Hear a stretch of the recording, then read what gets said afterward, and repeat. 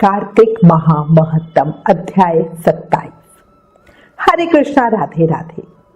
कल कार्तिक महामहत्तम के अध्याय 26 में हमने आंवला नवमी का विधान जाना, साथ ही किस देवता की कितनी परिक्रमा करें और परिक्रमा का फल क्या होता है ये भी जाना। अब आज इस अध्याय में हम भीष्म पंचक व्रत के विषय में जानेंगे। शुरू करते हैं। कृष्ण नाम का आसरा, कृष्ण नाम का ध्यान। 27वां अध्याय अब सुनो, ये है बहुत महान। राजा पृथु पूछते हैं, हे नारद जी, भगवान का अत्यंत प्रिय भीष्म पंचक व्रत कैसे प्रसिद्ध हुआ? तब नारद जी बोले, हे राजा पृथु, ये व्रत आदिकाल से है, परंतु बीच में लुप्त हो गया था। फिर ये कैसे प्रसिद्ध हुआ, सो कथा हम तुमसे कहते हैं, तुम ध्यान पूर्वक सुनो। श्री कृष्ण जी ने भीष्म जी से इस व्रत का वृत्तांत कहा था। तब सर्वप्रथम भीष्म जी ने इस व्रत को किया था। इस कारण ही ये व्रत भीष्म पंचक के नाम से प्रसिद्ध हुआ। हे राजन, भगवान श्री कृष्ण जब पांडवों की ओर से दूत बनकर कौरवों को समझाने गए तो सबसे पहले वो विदुर जी के पास पहुंचे। विदुर जी ने उनका अत्यंत आदर सत्कार किया। फिर श्री कृष्ण जी भीष्म पितामह के पास गए। वहां जाकर कुशल क्षेम पूछने के बाद श्री कृष्ण ने अपने आने का संपूर्ण वृत्तांत भीष्म जी से कहा। तब भीष्म जी कहने लगे, हे भगवान, त्रिलोकीनाथ होते हुए भी आप पांडवों की ओर से ही दूत बनकर क्यों आए हैं? आपको पांडवों के साथ इतना प्रेम क्यों है? तीनों लोग आपके वंश में है, तब पांडवों के पास ऐसा क्या वशीकरण मंत्र है, अथवा उन्होंने ऐसा कौन सा व्रत तप अथवा यज्ञ किया है जिसके कारण आप उनके वश में हो गए हो? तब श्री कृष्ण हंसकर बोले, हे गंगा पुत्र, यद्यपि ये अत्यंत गुप्त वार्ता है, फिर भी मैं तुमसे कहता हूं, उन्होंने ऐसा व्रत किया है जो मुझे बहुत प्रिय है, इसलिए ही मैं उनके वशीभूत हूं। अब मैं उसका वृतांत तुमसे कहता हूं, ध्यान से सुनो। पूर्व काल में उज्जैन नगरी में 5 ब्राह्मण निवास करते थे, जिनके नाम कवि, शुचि, दृढ़, दंत और हंस थे। पांचों ही वेदों को जानने वाले, रूपवान, युवा अवस्था को प्राप्त, गंधर्व विद्या में अति प्रवीण थे। वे अनेक देशों में घूमते फिरते तथा अपनी गान विद्या का प्रदर्शन करते हुए खूब धन प्राप्त कर रहे थे। एक समय वो मथुरापुरी में सुवीर नाम के राजा के पास आए। संगीत कला में निपुण होने के कारण उन्होंने राजसभा में जाने की इच्छा प्रकट की। वो 4 दिन तक उपवास करते रहे और अत्यंत पवित्र श्री यमुना जी में स्नान करते रहे। फिर उन्होंने किसी से राजा का संपूर्ण वृतांत सुना। उन्होंने बताया कि राजा की कादम्बरी नाम की एक पत्नी है। वो संगीत विद्या में निपुण है, राग और कंठ में अत्यंत प्रवीण है, नाचने में दक्ष और रूप यौवन में अद्वितीय सुंदरी है। वो प्रतिदिन एकांत में राजा के सामने नृत्य करती तथा गाना गाती है। ऐसा सुनकर वे ऐसे स्थान पर जाके खड़े हो गए जहां से नृत्य दिखाई दे तथा ताल का शब्द सुनाई पड़े। फिर राजा के पास आने जाने वालों के समीप जाकर कहने लगे, बड़े ही दुख की बात है कि राजा के पास नृत्य कला का जानने वाला कोई नहीं है। वीणा में 2 तार ढीले हैं, तार बराबर नहीं है, बाजे में नृत्य शुद्ध नहीं है। इसी प्रकार की बातें वो हर किसी से कहने लगे, जब तक कि ये बातें किसी ने जाकर राजा से नहीं कहते। राजा ने तत्काल उन 5 को वहां बुलाया जहां पर कादम्बरी का नृत्य हो रहा था। वहां पहुंचकर उन्होंने राजा को आशीर्वाद दिया और बैठ गए। कादम्बरी ने उनको संगीत विद्या में अति निपुण समझकर विशेष नृत्य किया। जब उसने चक्र में ताल दिया तो उन ब्राह्मणों ने उसको रोक दिया। उन्होंने चक्र छोड़कर योग्य ताल दिया, मगर चक्र खंडित नहीं किया। इस पर कादम्बरी उनके रूप और गुण देखकर उन पर मोहित हो गई। उसने रात्रि को चोरी छुपे ब्राह्मणों के पास अपनी एक सखी के हाथ एक संदेश भेजा और उसने लिखा, तुम पांचों में से रोज एक एक करके नगरी से दूर उत्तरी कोण में यमुना तट के समीप जल शून्य लताओं से ढका हुआ अनंत नामक तीर्थ है, वहां पर मेरे पास आकर अपनी अपनी विद्या तथा गुणों का प्रदर्शन करो। मैं भी वीणा तथा राग की अपनी कुशलता दिखाऊंगी। इसके बाद भगवान कहने लगे, हे भीष्म जी, एक ब्रह्मचारी जो मेरा भक्त था, दुष्संगति के भय से गांव से अति दूर वहां रहता था। उन दिनों वह भीष्म पंचक व्रत करता हुआ देवालय में मेरा पूजन करता था। कार्तिक शुक्ल एकादशी के दिन उन ब्राह्मणों में से कवि नाम का ब्राह्मण वहां पर आया। कादम्बरी भी मुनि के उस स्थान पर पहुंच गई।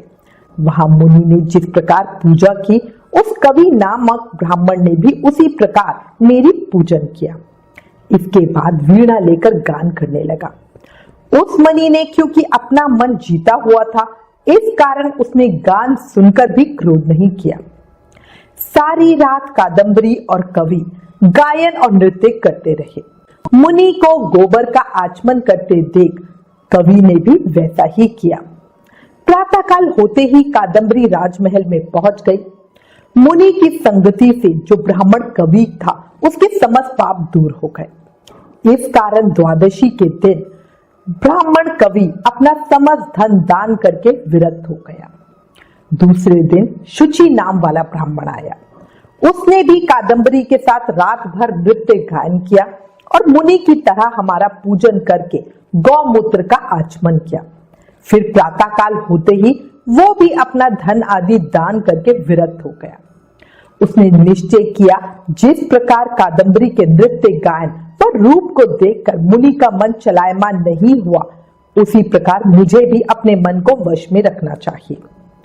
त्रयोदशी के दिन दृढ़ नाम वाला ब्राह्मण कादम्बरी से मिलने आया और नृत्य गायन करने के बाद मुनि की तरह पूजन और गौ का दूध पीकर विरक्त होकर चला गया। चतुर्दशी को वहां पर दंत नाम वाला ब्राह्मण आया और पहले वाले अपने बंधुओं की भांति कादम्बरी के साथ नृत्य गायन करके मुनि से बचे घी का पान करके शुद्ध चित होने के कारण विरक्त हो गया। सबसे अंत में पूर्णमासी वाले दिन हंस नामक ब्राह्मण ने आकर मुनि को देखकर उनको नमस्कार किया और यमुना में स्नान कर आंवले के वृक्ष के नीचे बैठकर श्राद्ध किया और बाद में अपने भाइयों की तरह एक दिन का व्रत किया। कथा समाप्त करते हुए भगवान श्री कृष्ण ने कहा, हे भीष्म जी, कार्तिक मास में हमारा पूजन और दान पुण्य करने से करोड़ों यज्ञों के समान फल प्राप्त होता है। उधर राजा ने मंदिर में कादम्बरी के जाने का समाचार सुनकर उसे महल में बंद कर दिया, जिससे वो मंदिर में ना जा सकी। कार्तिक मास में हमारे सामने नृत्य गायन करने के कारण वही कादम्बरी अगले जन्म में द्रौपदी हुई तथा हंस नाम वाला वह ब्राह्मण आंवले के वृक्ष के नीचे श्राद्ध आदि करने से युधिष्ठिर हुआ। एकादशी के दिन जागरण करने के कारण कवि नाम वाला ब्राह्मण अर्जुन, शुचि सहदेव, दंड, नकुल तथा दृढ़ नाम वाला पराक्रमी भीम हुआ। हे भीष्म जी, वस्तुतः इस व्रत के प्रभाव से ही मैं पांडवों के वशीभूत हूं।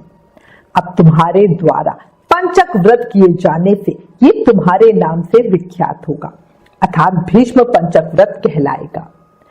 इस व्रत के अंत में ब्राह्मणों को भोजन कराकर यथाशक्ति दान दक्षिणा देनी चाहिए। श्री कृष्ण के मुख से सब सुनकर भीष्म उनके सामने नतमस्तक हो गए। कार्तिक आने पर उन्होंने पूरे विधान से सबसे पहले इस व्रत को किया, जो कालांतर में उन्हीं के नाम से प्रसिद्ध हुआ। राजा पृथु बोले, हे मुनि श्रेष्ठ, कृपया कर भीष्म पंचक व्रत का विधान भी बताए। तब नारद मुनि बोले, हे राजन, भीष्म पंचक व्रत कार्तिक शुक्ल एकादशी से शुरू करके पूर्णिमा को समाप्त किया जाता है। इस दिन ऋषि और पितरों का तर्पण होता है। भीष्म पंचक में नृत्य ही भीष्म जी का तर्पण करना चाहिए। वसु के अवतार शांतनु के पुत्र चंद्रवंश में उत्पन्न व्ययातप्रात गोत्र संस्कृत प्रवर वाले संतति रहित गंगा के पुत्र सत्यव्रती आजन्मा ब्रह्मचारी भीष्म जी का तर्पण करने से संपूर्ण वर्ष के पाप नष्ट हो जाते हैं। कार्तिक शुक्ल पक्ष में एकादशी को प्रातः काल विधि पूर्वक स्नान करके 5 दिन का व्रत ग्रहण करें। बाण शैया पे सोए हुए महात्मा भीष्म ने राजधर्म, मोक्ष धर्म और दान धर्म का वर्णन किया, जिसे पांडवों के साथ भगवान श्री कृष्ण ने भी सुना। तब प्रसन्न होकर भगवान वासुदेव ने कहा, भीष्म तुम धन्य हो, धन्य हो, तुमने धर्मों का स्वरूप अच्छी तरह श्रवण कराया है। कार्तिक की एकादशी को तुमने जल के लिए याचना की और अर्जुन ने बाण के वेग से गंगा जल प्रस्तुत किया, जिससे तुम्हारा तन मन प्राण संतुष्ट हुए।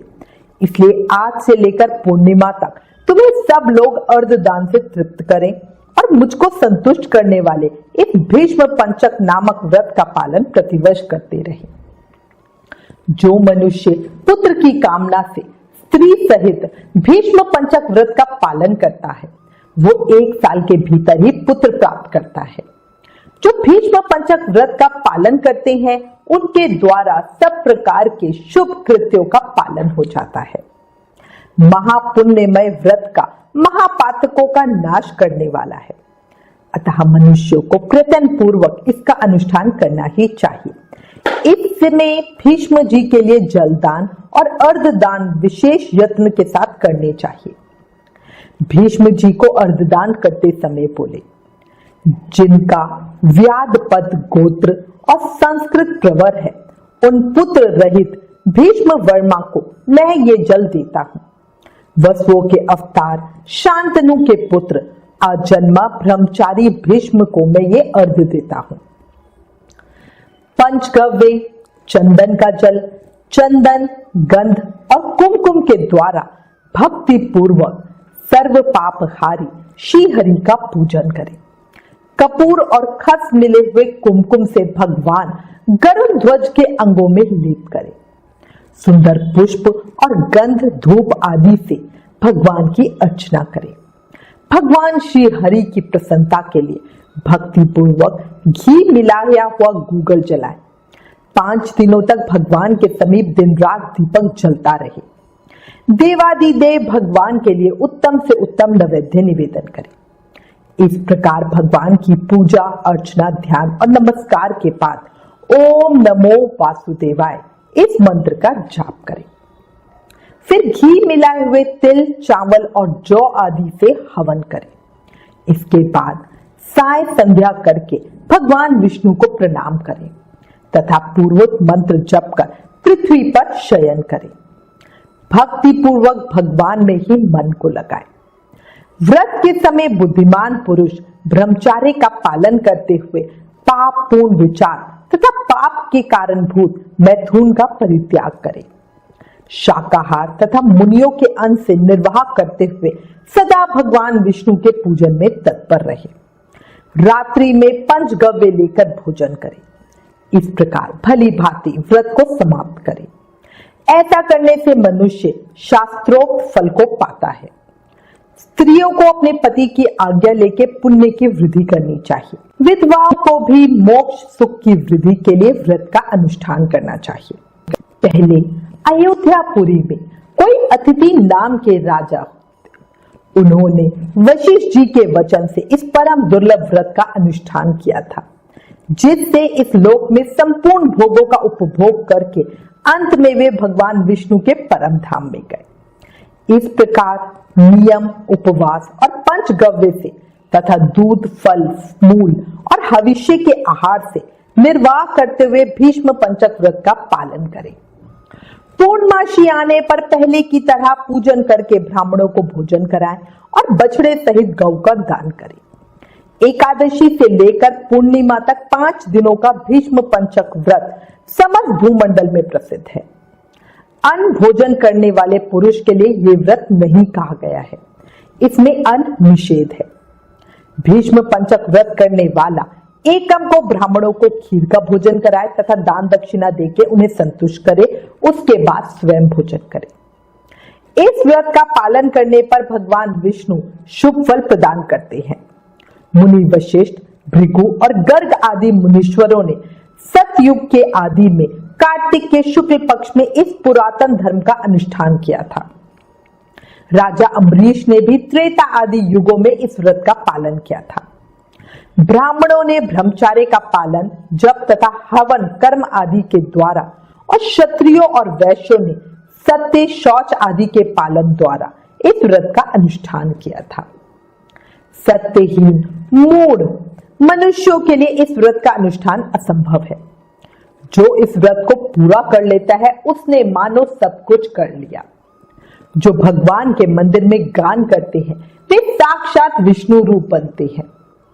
कलयुग में किए हुए यज्ञ दान और तप भक्ति से युक्त होने पर ही जगत गुरु भगवान को संतोष देने वाले होते हैं।